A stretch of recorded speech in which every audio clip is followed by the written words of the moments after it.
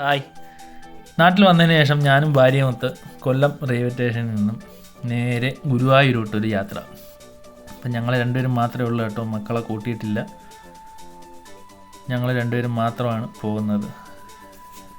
ട്രെയിനിലാണ് പോകുന്നത്, വൈകിട്ട് ഉള്ള ട്രെയിനിനകത്താണ് പോകുന്നത്.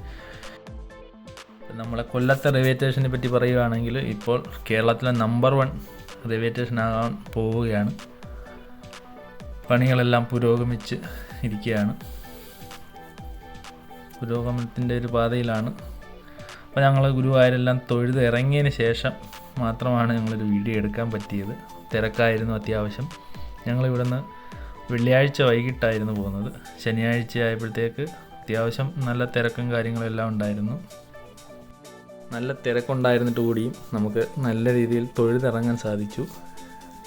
പോയ കാര്യങ്ങളെല്ലാം മംഗളമായിട്ട് നടന്നു. തിരികെ വീട്ടിലേക്ക്. ബൈ.